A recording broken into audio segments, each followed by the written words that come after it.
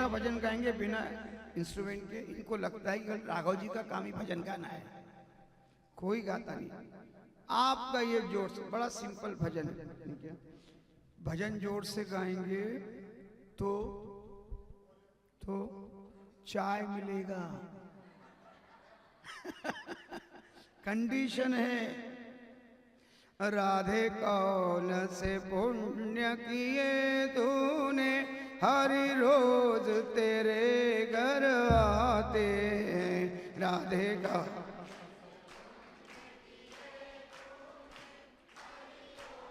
तेरे घर आते हैं, हरि रोज तेरे घर आते हैं, हरि रोज तेरे घर आते हैं, हरि रोज तेरे घर आते हैं, हरि रोज तेरे घर आते हैं। राधे कौन से पुण्य किए तूने, हरि रोज तेरे घर आते हैं। राधे कौन से पुण्य किए तूने, हरि रोज तेरे घर आते हैं। राधे जब भोजन तैयार करे, राधे जब भोजन तैयार करे, राधे जब भोजन तैयार करे, राधे जब भोजन तैयार करे, हरि मांग मांग कर खाते हैं, हरि मांग मांग कर खाते हैं। राधे कौन इसे पुण्य किए तूने, हरि रोज तेरे घर आते हैं। राधे कौन कौन से पुण्य किए तूने, हरि रोज तेरे घर आते हैं। राधे जब 16 श्रृंगार करे, राधे जब 16 श्रृंगार करे।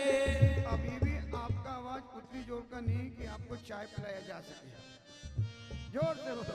ओ राधे जब 16 श्रृंगार करे, राधे जब 16 श्रृंगार करे, हरि दर्पण आप दिखाते हैं, हरि दर्पण आप दिखाते हैं। राधे कौन से पुण्य किए तूने, हरि रोज तेरे घर आते हैं।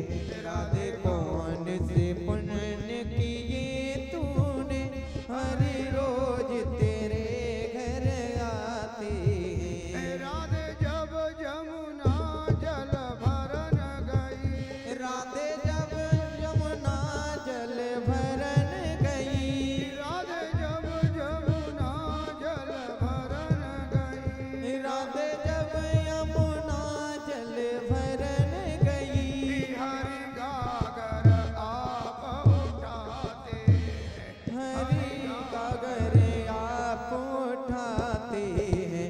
राधे कौन से पुण्य किए तूने, हरि रोज तेरे घर आते हैं। राधे कौन से पुण्य किए तूने, हरि रोज तेरे घर आते हैं, हरि रोज तेरे घर आते हैं। बोल बाके बिहारी लाल की जय, कृष्ण कन्हैया लाल की जय। नमो भगवते वासुदेवाय।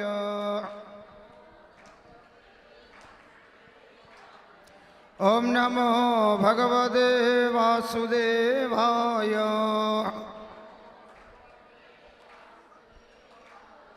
ओम नमो भगवते वासुदेवाय।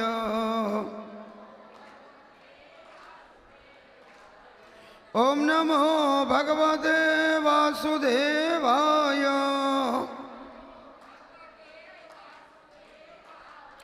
ओम नमो भगवते वासुदेवाय।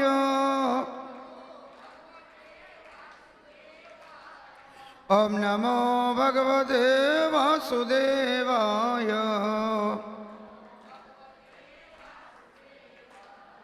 ओम नमो भगवते वासुदेवाय।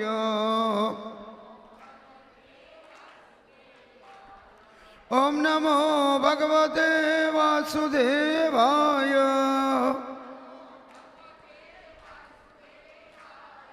ओम नमो भगवते वासुदेवाय। ओम नमो भगवते वासुदेवाय। ओम नमो भगवते वासुदेवाय। ओम नमो भगवते वासुदेवाय। ओम नमो भगवते वासुदेवाय। ओम नमो भगवते वासुदेवाय।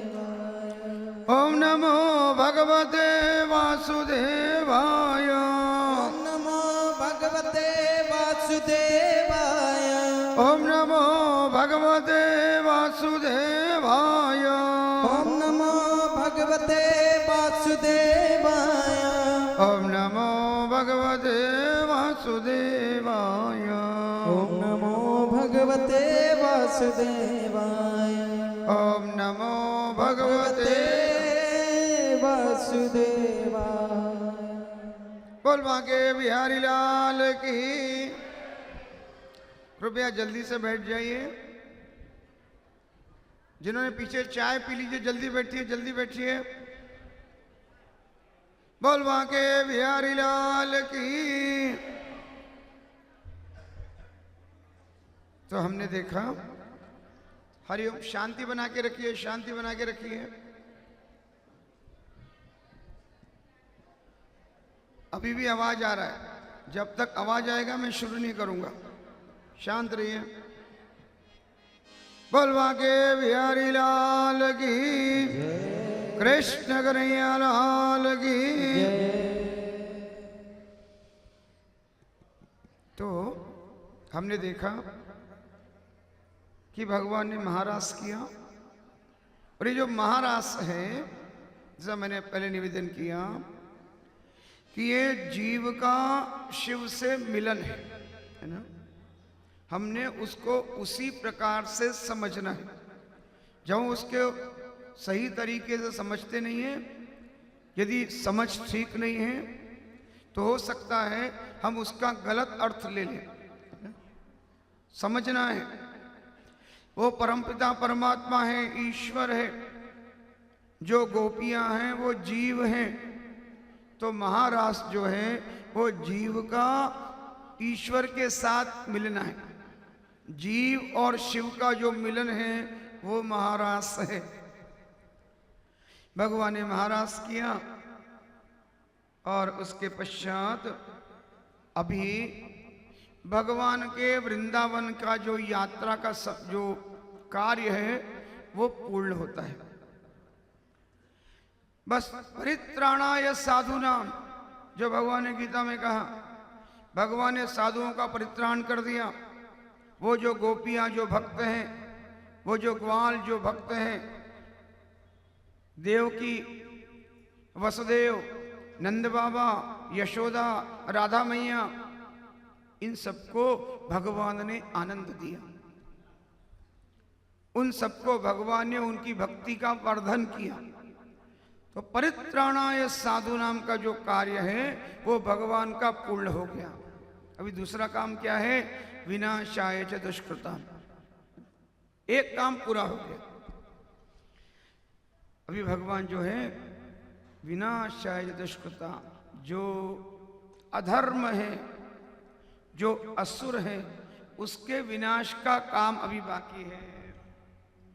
और इसके लिए ये जो कंस है, कंस के पास जब भगवान की लीलाओं का वर्णन पहुंचता है, कहानियों का वर्णन पहुंचता है कि भगवान ने ऐसा कर दिया, गोवर्धन को उठा लिया, तृणावर्त का वध कर दिया, बकासुर को मार दिया, अगासुर को मार दिया, धेनुकासुर को मार दिया, यवन हाथ जो कालिया नाग है उसका वध कर दिया, ब्रह्मा जी के मुंह को नष्ट कर दिया। तो कंस समझ जाता है कि वो जो आकाशवाणी हुई कि 8वां पुत्र देवकी का तुम्हारा वध करेगा, ये यही बालक है। और कंस ने सोचा, यदि मैं नंद बाबा को बोलूंगा कि तुम कृष्ण को मथुरा लेकर के आओ, तो हो सकता है वो लेकर के नहीं आए। इसके लिए भगवान के जो चाचा हैं, क्या नाम है उनका? अक्रूर। जो क्रूर नहीं है उसको बोलते हैं अक्रूर। तो कंस जो है अक्रूर जी को वृंदावन भेजता है भगवान को मथुरा लाने के लिए। और अक्रूर जी प्रसन्न भी हैं कि कृष्ण और बलराम के दर्शन, जिनकी कथाओं को सुनकर के, जिसको सुनकर मिट जाती है जीवन की व्यथा, ऐसे साक्षात परमपिता परमात्मा भगवान कृष्ण के दर्शन करने का अवसर प्राप्त हो रहा है। खुश भी हैं और थोड़ा दुख भी इस बात का है कि वो जानते हैं कि कंस कृष्ण और बलराम जी को मथुरा में क्यों बुला रहा है ना? मन अच्छा नहीं है, वो जानता है किस लिए बुला रहा है। फिर भी अक्रूर जी, चूंकि कंस राजा है और राजा का आदेश मानना ये अक्रूर की जिम्मेदारी है, अक्रूर रथ लेकर के जाते हैं, नंद बाबा के महल में जाते हैं शाम का समय। और जैसे ही सारे वृंदावन में ये खबर फैल जाती है आग की तरह, क्या कि कृष्ण और बलराम को लेने के लिए कंस ने अक्रूर को भेजा है और कृष्ण और बलराम अभी वृंदावन को छोड़ करके मथुरा जाने वाले हैं। तो जो हाल भगवान त्रेता में, जब भगवान राम दशरथ जी की आज्ञा का पालन करते हुए वनवास में जाते हुए अयोध्या वासियों का हुआ, उसी प्रकार का जो दुख है, जो पीड़ा है, जो कष्ट है, उन वृंदावन के लोगों को जब पता चला कि अक्रूर जी आए हैं, रथ लेकर के आए हैं और कल प्रातः वो कृष्ण कन्हैया को, बांके बिहारी लाल को, हमारे लाला को वृंदावन से मथुरा लेकर के जाएंगे, तो उनका जो पीड़ा, उनका जो कष्ट, उनका जो दुख, उसको शब्दों की सीमा में बांधना बहुत कठिन है। अक्रूर जब देवकी के महल में जाते हैं, यशोदा माँ के महल में जाते हैं, नंद बाबा के महल में जाते हैं, और जब बताया जाता है यशोदा माँ को कि कल सुबह कंस ने बुलाया है, चूंकि राजा का आदेश है, मना भी नहीं किया जा सकता, राजा ने कहा बुलाया है। और जब यशोदा माँ सुनती है, नंद बाबा सुनते हैं कि कल सुबह हमारा कान्हा, हमारा कन्हैया, जिसने गोकुल में, वृंदावन में हमारे जीवन में इतना उत्साह दिया, इतनी उमंग दी, ये ऐसा ही है जैसे मान लो प्राण हमारे शरीर को छोड़ के निकलते हैं। जब प्राण शरीर को छोड़ के निकलते हैं, वो जो अवस्था है, वो जो अनुभव है, वो उस माँ यशोदा को होता है। माँ यशोदा को वो सारी लीलाएं भगवान की स्मरण आती है, जो भगवान ने लीलाएं की। भगवान ने माखन चुराया, और उखल बंद की लीला, मैया मोरी मैं नहीं माखन खायो, माँ कन्हैया को उखल से बांधती है, वो मृदभक्षण की लीला,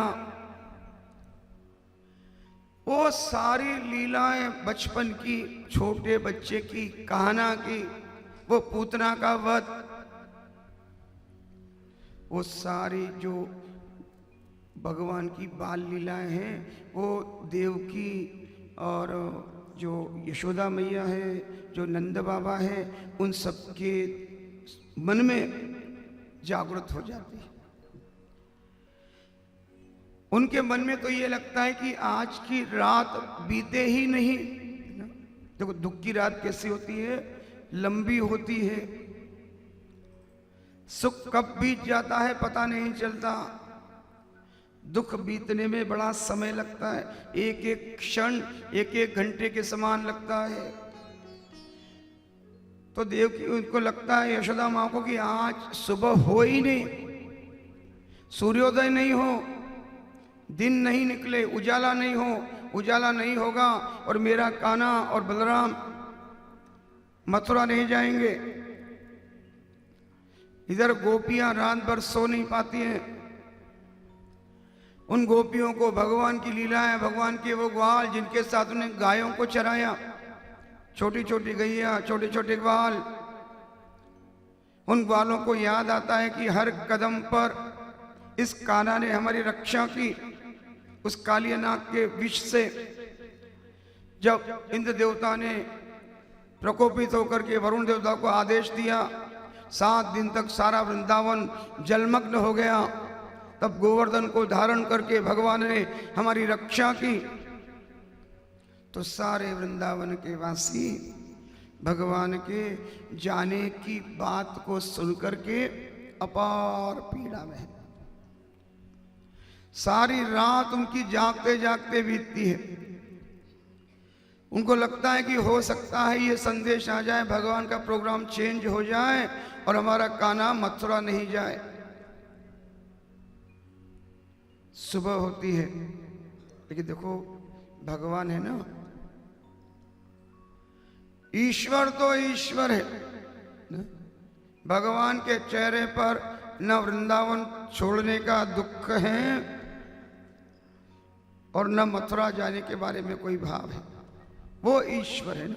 सुख दुखे समय कृत्वा लाभा लाभो जया जयो। ईश्वर कैसा है? प्रसन्नतां यान गदा विजय गदः तथा न ममले वनवास दुःखदः मुखाम्बुजश्री रघुनंदनस्य मे सदा तुसा मंजुल मंगल प्रदा।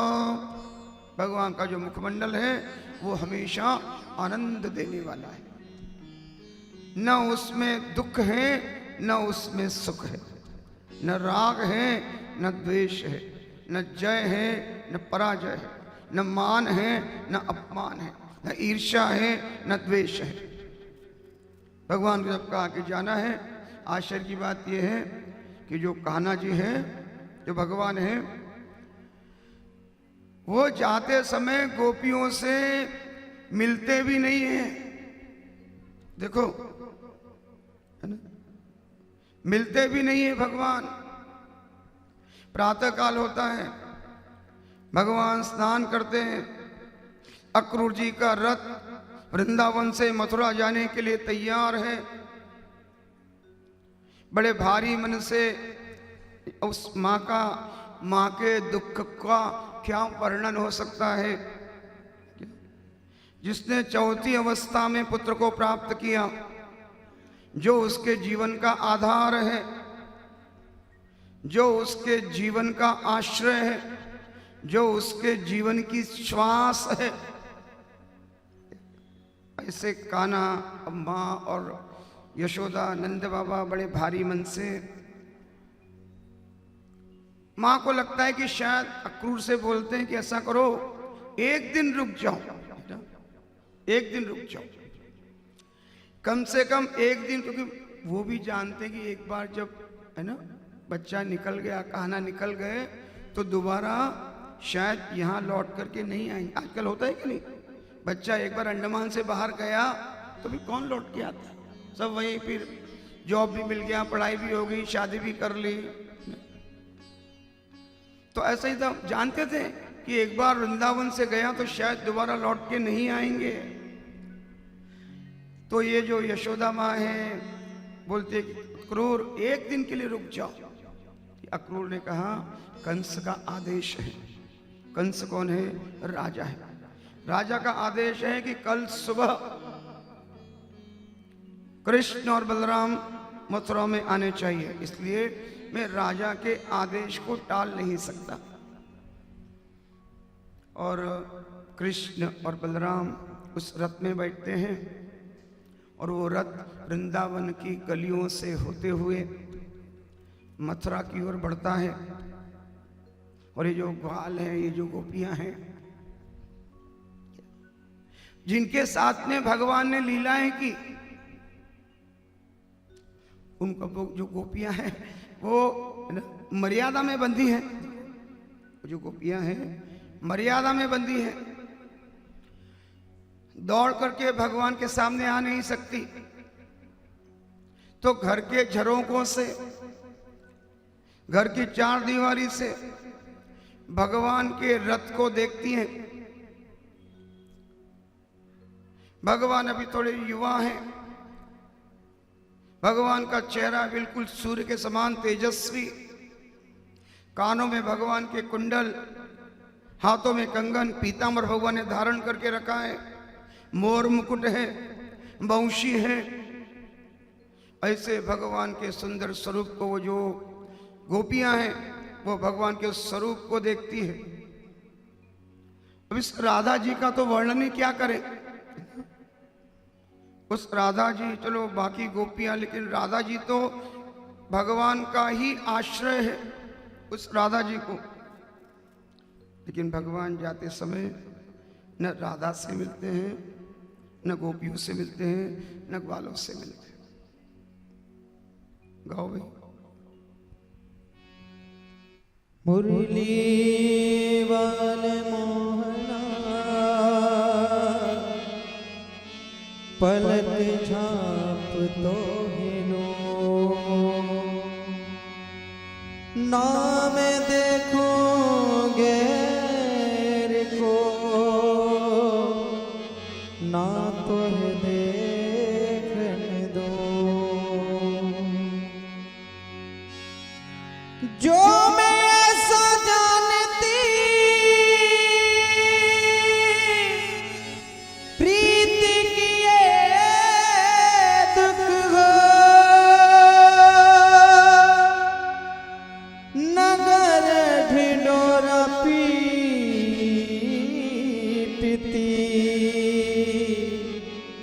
प्रीत न करियो को। ना जा रे, ना जा रे, ना जा रे काना रे, यूं मुझे छोड़ के गम से दिल जोड़ के ना जा रे, ना जा रे, ना जा रे, ना जा रे।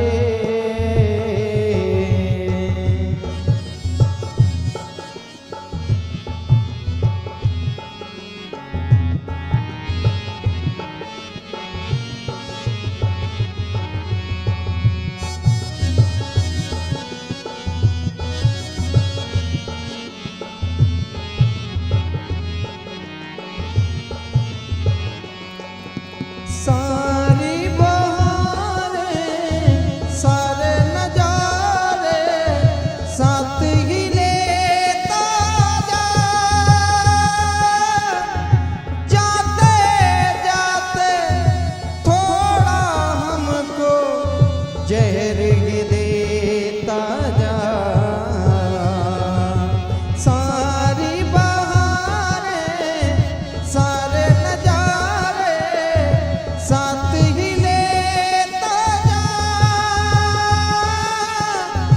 जाते जाते थोड़ा हमको जहर ही देता जा। तुझको मेरी कसम ना जा तू छोड़ के, ना जा रे काना रे। भलवा के बिहारी लाल की हरिओम हरिओम हरिओम। ओम नमो भगवते वासुदेवाय। भगवते वासुदेव ओम नमो भगवते वासुदेवाय। ओम नमो भगवते वासुदेवाय। ओम नमो भगवते वासुदेवाय। ओम नमो भगवते वासुदेवाय। तो भगवान उस अक्रूर जी के रथ में बैठते हैं और वो जो रथ है वृंदावन की गलियों से होते हुए, सारी गोपियां मर्यादा में बंधी हैं, वो भगवान से मिलना चाहती है और गोपियों को लगता है कि हो सकता है भगवान जाने के पहले कम से कम हमसे मिलके जाएं, हमको बता के जाएं। वालों को लगता है कि शायद भगवान कान्हा हमको शायद अपने साथ लेकर के जाए,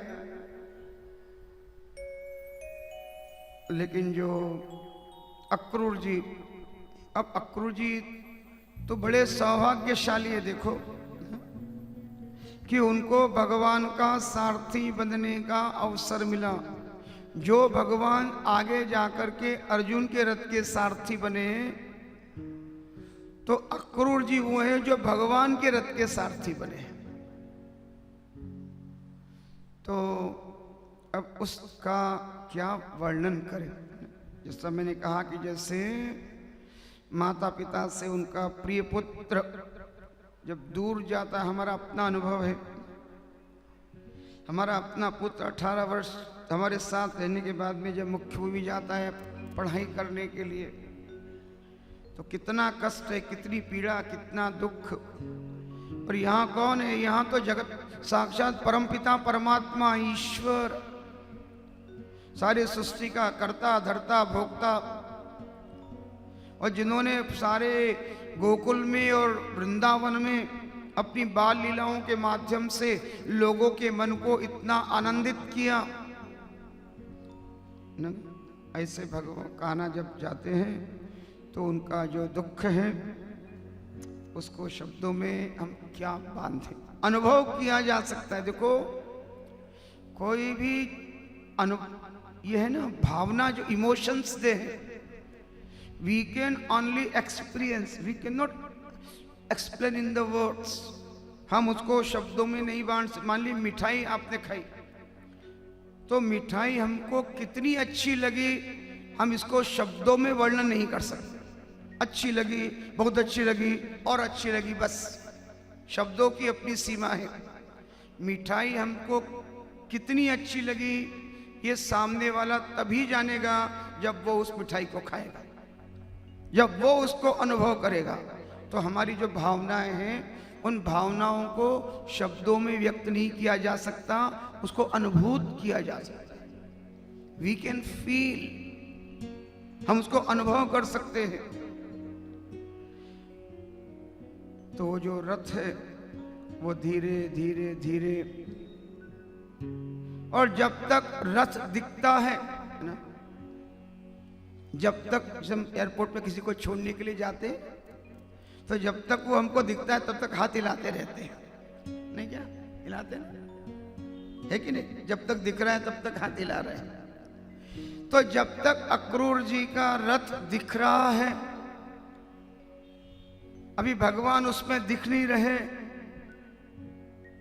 केवल रथ के पहिए दिखते हैं, लेकिन फिर भी जो गोपियां हैं, जो ग्वाल है, वो उस रथ को देख करके उनको लगता है कि हो सकता है भगवान को हमका स्मरण हो, भगवान को हमारी याद आए और शायद भगवान लौट के आ जाए,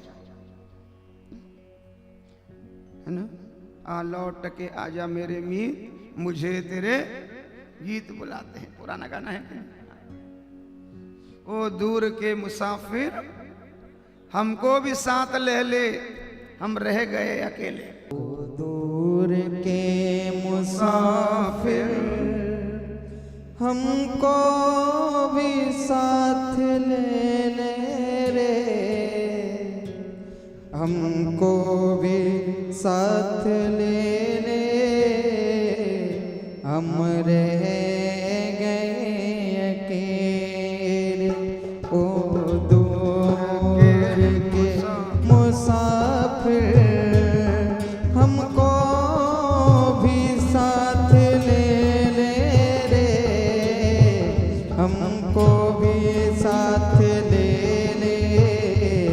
हम रह गए अकेले।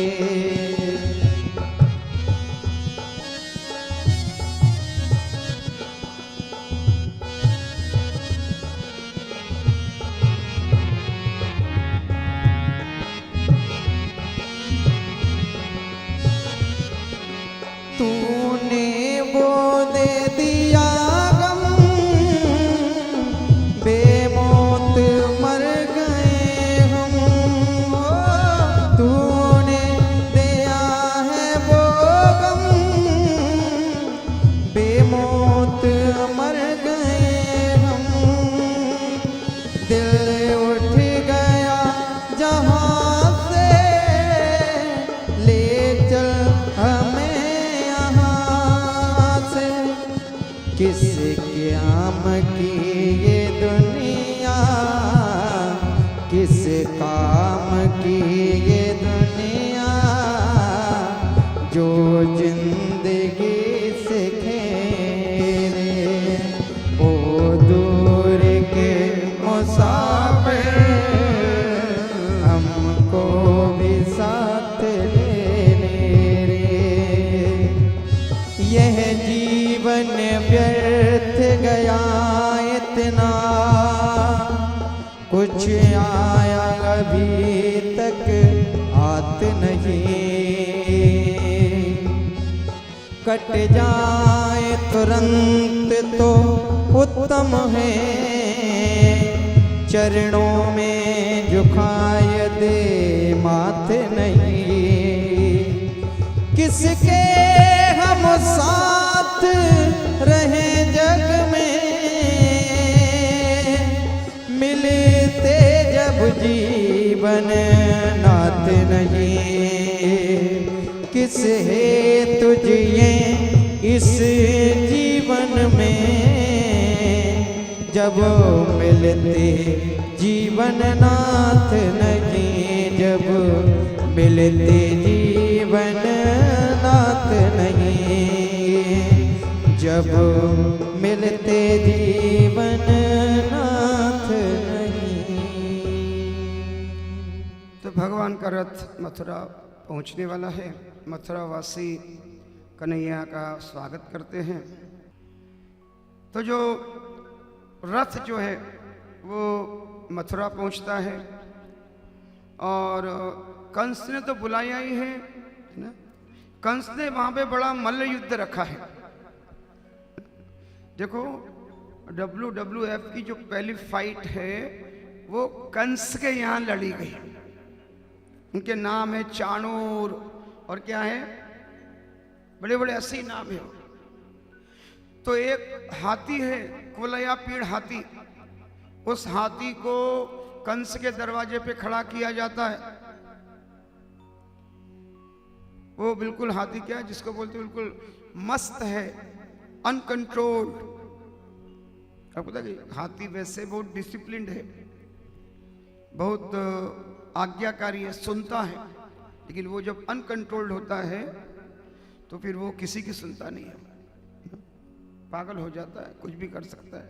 तो ये कोलियापीड़ नाम का जो हाथी वो कंस के महल के दरवाजे पर जानबूझ के खड़ा किया। कंस ने सोचा कि ये हाथी पागल है, ये दोनों बच्चे आएंगे, बलराम और कृष्ण, और ये हाथी उनको मार देगा।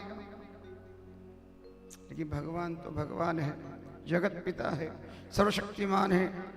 वो हाथी को उठाते हैं और फिर राजसभा में जाते हैं। मैंने कहा समय नहीं है विस्तार में जाने का, समय में सभा में जाते हैं। और कंस जब कन्हैया को देखता है, कृष्ण को देखता है, तो वो समझ जाता है कि बस अभी, है ना। सही बात यह है कि भगवान ने कंस का वध किया ही नहीं। भगवान ने कंस को नहीं मारा। वो उस कंस का भगवान के प्रति इतना विद्वेष है, भगवान को देख करके उसके मन में इतनी क्रोध जागता है, इतनी एंजाइटी होती है, उसका ब्लड प्रेशर इतना हाई होता है कि भगवान के बिना किए कुछ वो मंच से नीचे गिरता है और उसका मरण हो जाता है। भगवान ने केवल हाथ लगाया बस, नहीं क्या। कंस को मारने के लिए भगवान ने कुछ उपाय नहीं किया। कंस का वध होता है और कंस के जो पिता हैं, क्या नाम है, उग्रसेन, उग्रसेन को राजा बनाया जाता है। अभी भगवान की पढ़ाई पूरी बाकी है, तो भगवान गुरुकुल में जाते हैं। गुरुकुल, गुरु भगवान के गुरु का नाम क्या, सांदीपनि ऋषि। आश्रम कहाँ, उज्जैन, उज्जैन, उसको अवंतिका भी कहा जाता है।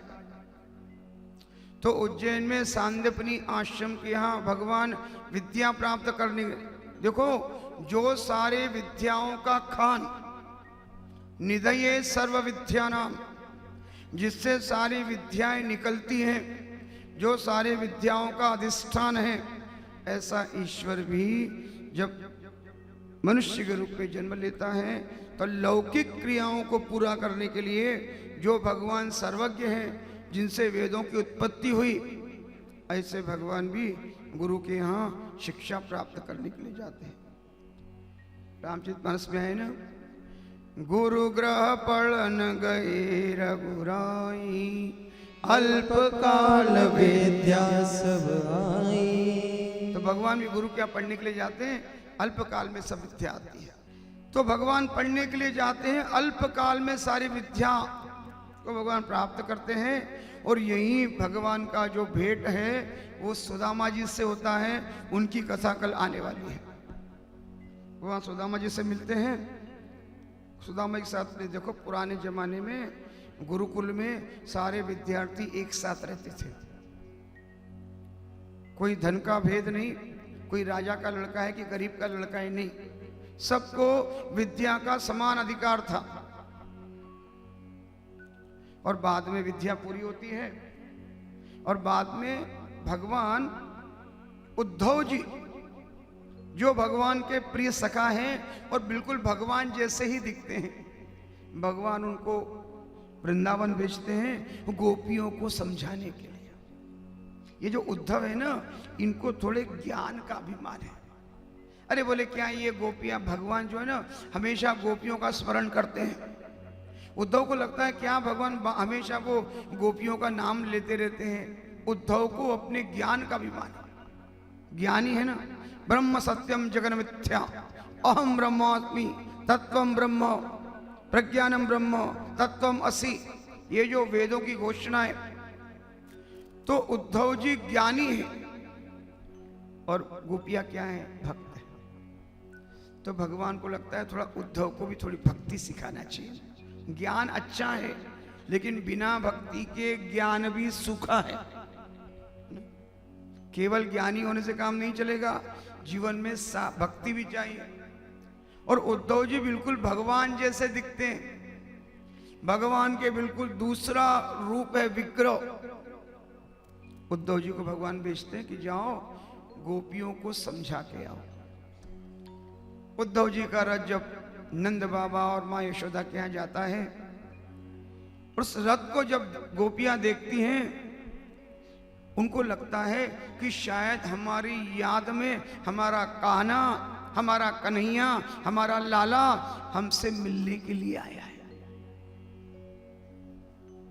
लेकिन बाद में जब उनको पता लगता है कन्हैया नहीं आया, कन्हैया का हम शक्ल, ऐसा कहते हैं कि दुनिया में 7 हम शक्ल होते हैं। 7 लोगों का जो चेहरा है वो एक जैसा होता है। तो भगवान के हम शक्ल उद्धव पधारे हैं और बाद में फिर उद्धव जी गोपियों से मिलते हैं, गोपियों को ज्ञान देते हैं। गोपियां क्या बोलती हैं, ऊधो मनन भय 10-20।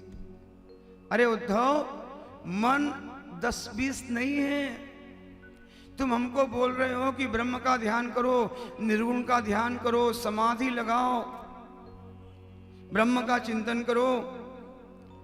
ऊधो मन न भय 10-20। एक हतो सो गयो श्याम संग को आराधे ईस। अरे हमारा एक ही मन था, वो मन कान्हा के साथ में चला गया। को आराधे ईस। अभी आप बोल रहे हो कि ध्यान लगाओ, ध्यान लगाने के लिए मन तो हमारे पास में है ही नहीं। मन कहाँ है? एक ही मन था, वो मन तो कान्हा के साथ में चला गया। उधो मन न भये 10-20। ये जो उद्धव है, भगवान जब बार बार गोपियों का नाम लेते थे, प्रेम का वर्णन करते थे, तो उनको लगता था कि यह क्या भगवान बार बार गोपियों का। और जब उद्धव जी ने उन गोपियों के प्रेम को देखा, उन गोपियों के समर्पण को देखा, उन गोपियों की निष्ठा को देखा, उन्हें कहा, अरे उद्धव जी आप बोलते हो कि कान्हा कृष्ण वृंदावन को छोड़ के मथुरा चला गया। उद्धव बोले तुम तो बोले मूढ़ हो, दौड़ के आए पाती लेकर के हमको समझाने के लिए। अरे उद्धव, हम तो अभी भी, आज भी, अभी भी वृंदावन के हर कण में, हर पेड़ में, हर पत्ती में उस कृष्ण का अनुभव करते हैं। तुमको लगता होगा कान्हा चला गया, हमारे कान्हे को तुम 24 घंटे आज भी वृंदावन में देखते हैं। उद्धव जी की आंखें खुल जाती हैं, उन्हें उस भक्ति का अनुभूत होता है। जो उद्धव ज्ञानी है, उन गोपियों की भक्ति को देख करके उनके मन में भक्ति का भाव जागता है। और देखो बड़ा विस्तार है, फिर गोपी गीत है और फिर काफी उसका विस्तार है। उद्धव जी वहां से वापस जाते हैं और जाने के बाद में जो उद्धव पहले गोपियों की भगवान की शिकायत करते थे, अभी भगवान से शिकायत करते हैं कि आप बहुत कठोर हो। आपके लिए कहा गया कि आप करुणा निधि हो, लेकिन आप करुणा निधि नहीं हो, आपके मन में करुणा नहीं है। बोले मैं उन गोपियों से मिलकर के आ रहा हूं, आप इतने कठोर हो गए कि आप एक बार भी आप गोपियों से मिलने के लिए वृंदावन नहीं गए। और बाद में अभी रुक्मिणी विवाह का प्रसंग पास में है, आज हम रुक्मिणी जी का विवाह करके विश्राम करेंगे। जरासंध जो है ये कंस का रिश्तेदार है। जरासंध की पुत्री के साथ में कंस का विवाह हुआ और जब जरासंध ने सुना कि कृष्ण ने कंस का वध कर दिया, तो जरासंध जो है वो मथुरा के ऊपर आक्रमण करता है। कितनी बार आक्रमण करता है? कितनी बार? 16 बार। जरासंध 16 बार आक्रमण करता है और 16 बार जो है भगवान जरासंध को पराजित करते हैं। अरे हमारे यहां भी हुआ कि हमारा वो जो सोमनाथ का मंदिर है, कितनी बार आक्रमण किया गया ना? कितनी बार उस मंदिरों को तोड़ा गया। हमारे जो धर्म के प्रतीक हैं, हमारे जो आस्था के स्थान हैं, उसको मध्यकाल में आजादी के पहले कितनी बार उनको विध्वंस किया गया। लेकिन हमारा सनातन धर्म जो है वो कैसा है? सनातन है और इसके लिए वो कभी नष्ट नहीं होता। कुछ बात है कि हस्ती मिटती नहीं हमारी। हाँ, कुछ बात है। इस हस्ती को मिटाने का कितना प्रयास किया गया।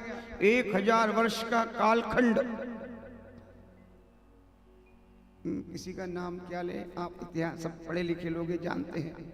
1000 वर्षों तक इस देश पे विदर्भियों ने राज्य किया। हमारे जो आदर्श है, हमारी जो संस्थाएं, हमारे जो मंदिर, उसके बाद भी आज सनातन धर्म जीवित है। क्यों? क्योंकि ईश्वर जितना बाहर है उतना अंदर भी है। तो जरासंध 16 बार आक्रमण करता है और जब 17वीं बार आक्रमण करता है तो 2 तरफ से आक्रमण होता है। एक तरफ से जरासंध करता है और एक तरफ से जरासंध का जो मित्र है, क्या नाम उसका, क्या नाम उसका, काल यवन, वो आक्रमण करता है। और भगवान जानते हैं कि जो काल यवन है, ये काल यवन का यज्ञ बोले मैं नहीं कर सकता, तो भगवान वहां से भागते हैं युद्ध से और द्वारिका का निर्माण करते हैं। और तभी से भगवान का एक नाम हो गया, क्या नाम हो गया, रणछोड़दास। रणछोड़दास भगवान की, देखो हमेशा ताकत दिखाना ही हमारे उसका लक्षण नहीं है, समय के अनुसार वर्तन करना है।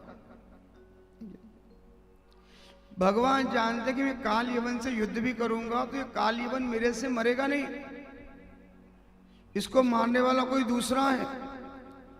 तो भगवान वहां से भागते हैं और द्वारिका में जाकर के अपने लिए नए नगर का निर्माण करते हैं। जैसा मैंने आपसे उस दिन कहा, भगवान ने द्वारिका का निर्माण किया। इसका एक अर्थ तो ये है कि भगवान ने द्वारिका में जो समुद्र है उसके अंदर जाकर के द्वारिका का निर्माण किया।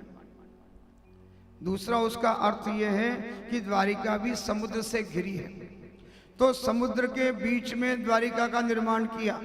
जैसे हम लोग है ना, हम लोग कहाँ रहते हैं, समुद्र के बीच में, समुद्र के बीच में तो चारों तरफ तो पानी है, कोई रोड कनेक्टिविटी तो नहीं है, आपको फ्लाइट से आना है या शिप से आना है। तो भगवान ने द्वारिका का निर्माण किया और फिर ये जो काल यवन है, भगवान भागते हैं, एक गुफा में प्रवेश करते हैं। उस गुफा में कौन सो रहा है, कौन सो रहा है, हाँ, राजा मुचकुंद सो रहे हैं। और ये राजा मुचकुंद ने देवताओं और दानवों के युद्ध के साथ में देवताओं की तरफ से युद्ध किया और बहुत थक भी गए हैं वो। तो जब देवताओं ने प्रसन्न होकर के कहा कि हे मुचकुंद तुम वरदान मांगो, तो मुचकुंद ने वरदान मांगा कि भगवान मुझे ऐसा वरदान दो कि मैं खूब सोना मांगता हूं, ठीक है, मुझे बहुत नींद चाहिए और एक शर्त भी है कि जो यदि किसी ने मुझे नींद में से जगाया तो मैं जिसको उठते बराबर जो मुझे नींद से जगाएगा वो भस्म हो जाएगा, मर जाएगा। तो भगवान आगे आगे, ये मुचकुंद पीछे पीछे, बोले रुक रुक, कहाँ भागता है डरपोक। भगवान को गालियां देता है, दे दे दे गुफा में प्रवेश करता है। वहां राजा मुचकुंद सो रहे हैं। भगवान अपना पीतांबर निकाल करके उस राजा मुचकुंद के ऊपर डाल देते हैं। भगवान आगे निकल जाते हैं। ये पीछे काल यवन आता है और देखता है कि भगवान का जो पीतांबर है, भगवान का जो वस्त्र है, वो ओढ़ करके उनको लगता है कि शायद कृष्ण ही सो रहा है। वो बड़ी गालियां देता है, भगवान का अपमान करता है और जोर से मुचकुंद, उस राजा मुचकुंद को जो भगवान के वस्त्र को ओढ़ करके सो रहे हैं लात मारता है। और जैसे ही वो लात मारता है, मुचकुंद की जो नींद है वो भंग होती है। वो आंखें खोलते हैं, वो काल यवन में भस्म हो जाता है। भगवान तो यही चाहते थे, काल यवन का भस्म हो गया। और अभी भगवान द्वारिका में है और एक राजा है, वो अपनी पुत्री का विवाह, उनका पुत्री का नाम क्या है, रुक्मिणी। रुक्मिणी ने भगवान की लीलाओं को सुना है ना? भगवान को अभी तक देखा नहीं रुक्मिणी ने, केवल उनकी लीलाओं को सुना है।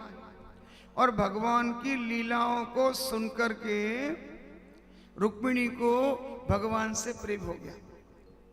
इसे इंग्लिश में बोलते हैं love at first sight. Love at first sight and divorce at first fight, ऐसा है। तो ये रुक्मिणी ने भगवान की लीलाओं को सुना है और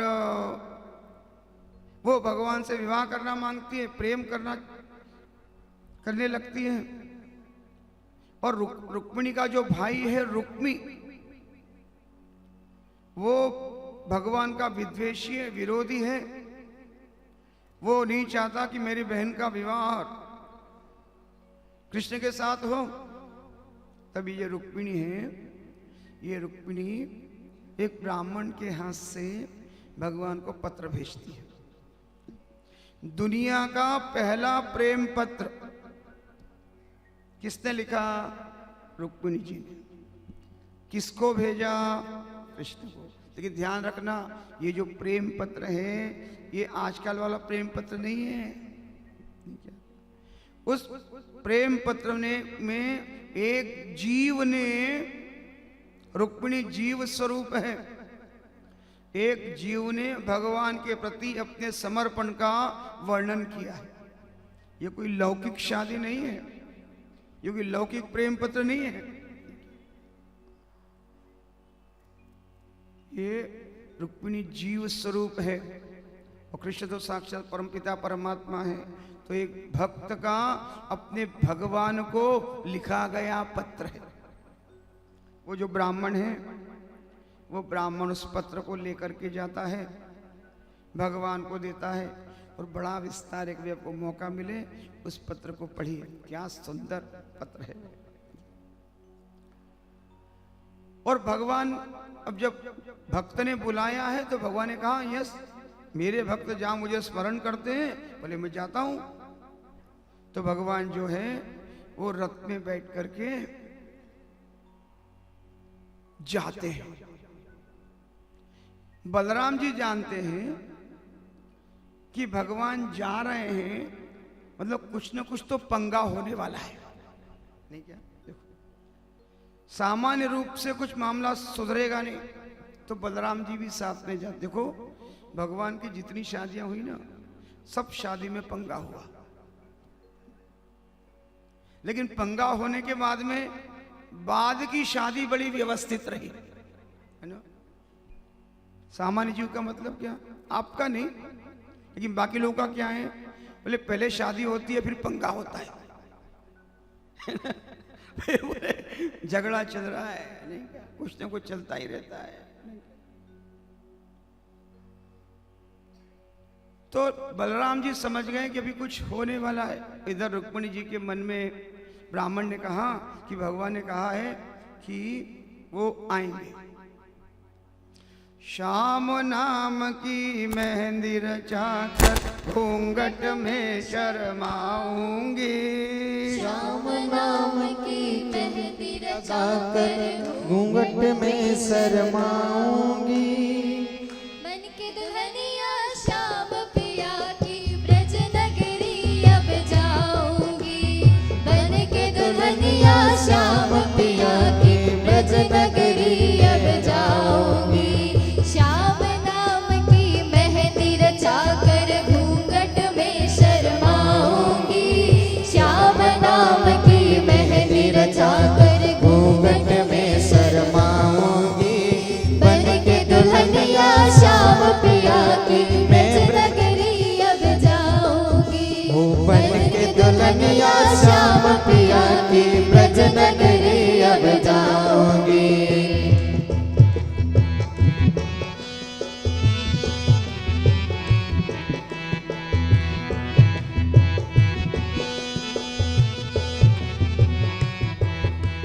श्याम नाम की मांग भरी और श्याम चुनरिया ओढ़ी रे। श्याम नाम की मांग भरी और श्याम चुनरिया ओढ़ी रे। अरे श्याम नाम की मांग भरी और श्याम चुनरिया ओढ़ी रे। श्याम नाम की मांग भरी और श्याम चंदरिया ओढ़ी रे। श्याम प्रीत रंग राची ऐसी दुनिया से मुख मोड़ी रे। ओ श्याम प्रीत रंग राची ऐसी दुनिया से मुख मोड़ी रे। वो मेरा हो जाएगा और मैं उसकी हो जाऊंगी।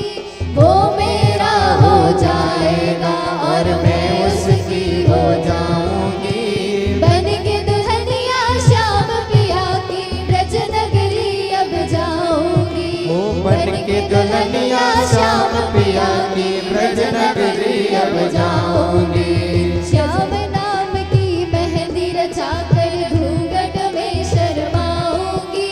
उस श्याम नाम की मेहंदी रचा कर घूंघट में शर्माऊंगी। बन के दुल्हनिया श्याम पिया की ब्रज नगरी अब जाऊंगी। वो बन के दुल्हनिया श्याम पिया की ब्रज नगरी अब जाऊंगी।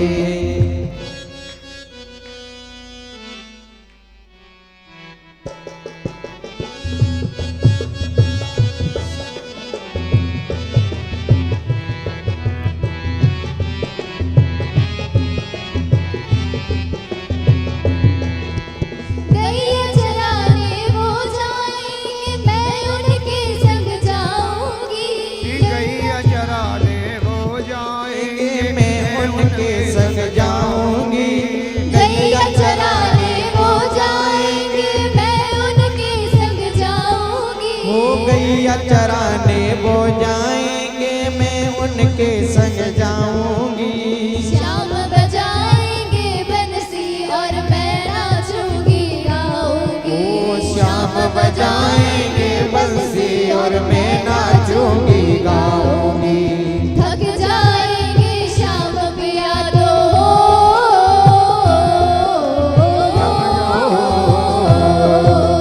थक जाएंगे श्याम पिया तो उनके चरण दबाऊंगी। थक जाएंगे श्याम पिया तो उनके चरण दबाऊंगी। बन के दुल्हनिया श्याम पिया की ब्रज नगरी अब जाऊंगी। बन के दुल्हनिया श्याम पिया की ब्रज नगरी अब जाऊंगी। श्याम राम की मेहंदी रचा कर घूंघट में शर्माऊंगी। उस श्याम नाम की चुनर ओढ़ घूंघट में शर्माऊंगी। बन के दुल्हनिया श्याम पिया की ब्रज नगरी अब जाऊंगी। बन के दुल्हनिया श्याम पिया की ब्रज नगरी अब जाऊंगी।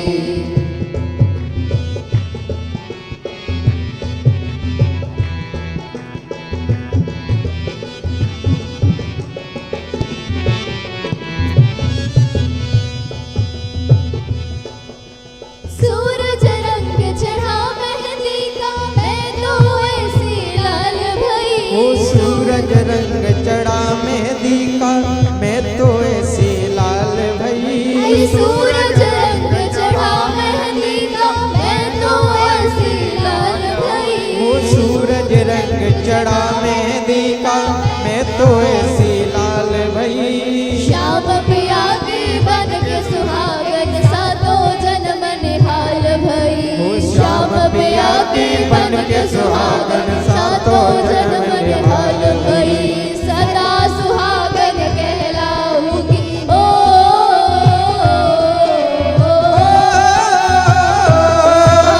सदा सुहागन कहलाऊंगी। जीवन सफल बनाऊंगी।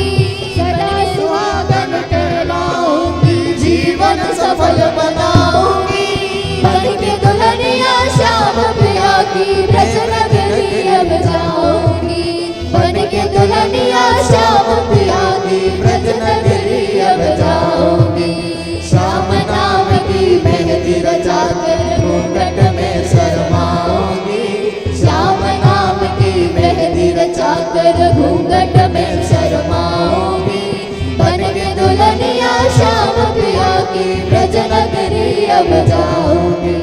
बन के दुल्हनिया श्याम पिया की ब्रज नगरी अब जाऊंगी। ब्रज नगरी अब जाऊंगी। ब्रज नगरी अब जाऊंगी। कलमा के बिहारी लाल की जय।